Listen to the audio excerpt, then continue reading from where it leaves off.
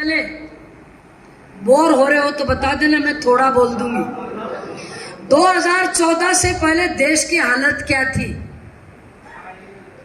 हमारे प्रधानमंत्री जाते थे तो उनका एक छोटा ऑफिस का आदमी आता था रिसीव करने। मोदी जी को अमेरिका ने वीजा देने से मना कर दिया था और यहाँ घूमने तो आते थे और जाके कहते थे भूखों का देश, कटोरे वालों का देश, नंगों का देश।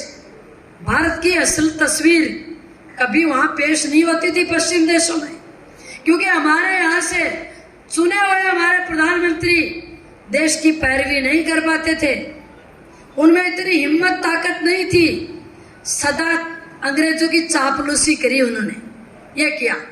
और जब 2014 में मोदी जी बने, भारत माता का लाडला बेटा बना, चाय बेचने वाला एक आदमी प्रधानमंत्री बना, सोचा है किसी ने? ये भारतीय जनता पार्टी में ही संभव है। इसके बाद देश की तस्वीर बदलनी शुरू हो गई। और थोड़े दिन पहले यहां पे एक सम्मेलन हुआ था राष्ट्र शिखर देशों का, G20। भाई मेरी तो आत्मा खुश हो गई, मेरे तो रोंगटे खड़े हो गए जब मैंने देखा हमारा प्रधानमंत्री शेर की तरह ऐसे चल रहा था और वो लोग जो हमको कभी पूछते नहीं थे, जूता खड्डा खड्डा गैल गैल चल लग रहा। और तारा को नहीं हुई होगी, मेरा तो अभी भी देख लो बात करता है रोंगटा खड़े हो रहे। अरे भाई देश के लिए गर्व करना सीखो, अरे कभी तो खुश होना भी सीखो, प्राउड करना सीखो। तो उस देश का काम करने वाले मोतियों से भी महंगे मेरे कार्यकर्ता बंधुओं को मैं प्रणाम करती हूँ, नमन करती हूँ। अब करेंगे अपनी बात। 2013 में आपने प्रचंड बहुमत के साथ मुझे चुनाव दिया है और ये आपने 2013 में जवाब दिया था श्रवण कुमार को, क्योंकि श्रवण कुमार मेरे को और नीता को कभी फाफरी कहता था, कभी बुलबुल, कभी घोड़ी और कभी ऊंटनी।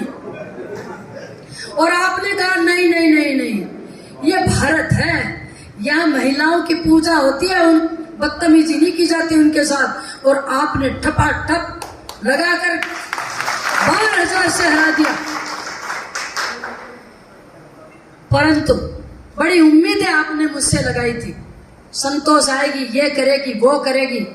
मैं भी एक खाका बनाकर चली थी, एक सपना पाल रही थी, ऐसा करूंगी, ऐसा करूंगी, ऐसा करूंगी। 2014 में पार्टी ने आदेश दिया कि भैया लोकसभा लड़ना है। आप यकीन मानो मैंने टिकट नहीं मांगा था और 6 महीने में 2 चुनाव लड़ाकर मेरी आर्थिक स्थिति को छिन्न भिन्न कर दिया। लेकिन पार्टी का क्योंकि आदेश था, लोकसभा में जाकर आपका नाम नीचा नहीं किया। आप YouTube पे देख लो, आप गूगल पर सर्च करके देख लो, आप मेरा नाम टाइप करोगे, संतोष अहलावत के भाषण हिंदी में लिखकर देख लो। और मैं 5 वर्ष में वहां 5 नहीं थे, सॉरी 4 वर्ष में, क्योंकि 1 वर्ष तो चुनाव ही लड़ रहे थे। पहले मेरा विधानसभा, फिर लोकसभा और फिर आदरणीय दिगंबर सिंह जी स्वर्गवासी, उनका चुनाव। 3 चुनाव लड़ते लड़ते 1 साल निकल गया था।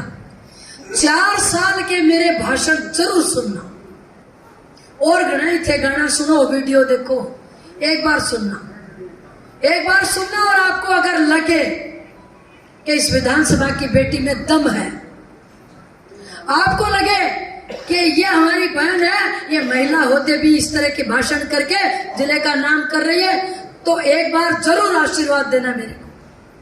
लेकिन लोकसभा में जाके काम तो बहुत किए, सारे काम तो बताऊंगी तो रात यही हो जाएगी। पर जैसे ट्रेन वापस चली, सैनिक स्कूल खुला, ये चौड़ी सड़कें बन रही हैं, इनको बोलते हैं MDR, मेजर डिस्ट्रिक्ट रोड। 2018 में 132 MDR मैंने मंजूर कराई और 18 से 23 तक दाबे बैठे थे अशोक जी गहलोत साहब, क्योंकि उनकी आदत है चुनावी साल में पिटारो खोल दी। मैं यहाँ जिले में पासपोर्ट कार्यालय, सैनिक स्कूल, इतने काम आप सोच नहीं सकते। 545 में से 5 श्रेष्ठ सांसदों में चयन हुआ, लेकिन पार्टी ने टिकट बदल दिया। कोई बात नहीं, कोई गम नहीं, क्योंकि सदा एक आदमी को टिकट नहीं मिलती, बारी बारी से कार्यकर्ताओं को अवसर दिए जाते हैं और ये पार्टी तय करती है कि अब की बार किसको और अब की बार किसको और अब की बार किसको। मेरी तो जो एक गलती थी, यह सूरजगढ़ विधानसभा का दुर्भाग्य था, यह मेरा व्यक्तिगत दुर्भाग्य था, वो था डॉक्टर दिगंबर का चुनाव। हम चुनाव हार गए और सूरजगढ़ के माथे पे कलंक लग गया कि हमने इतने बड़े आदमी को हरा दिया। हमने नहीं हराया था। शुरू शुरू में लोगों ने हमारे मुंह पर काड़ी पोतने का काम किया था, लेकिन कहते हैं ना, साच को आंच नहीं, साच सामने आई पर तब तक बिगाड़ बहुत हो गया था। हमारी विधानसभा का राज्य में काम नहीं हुआ, ये वापस जीत गया।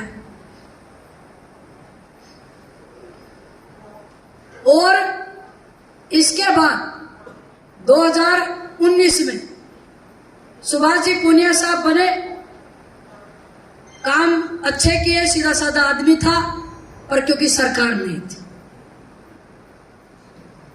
2017 में मंजूर कराई हुई मेरे द्वारा कुंभा नहर लिफ्ट परियोजना, मीठे पानी की योजना, ये खेतड़ी के बॉर्डर पर आकर रुक गई। अरे सारा काम हो गया था, सरपंच साहिबान बैठे, डीपीआर बन गई थी, एएस जारी हो गई, टीएस जारी हो गई, एफएस जारी हो गई।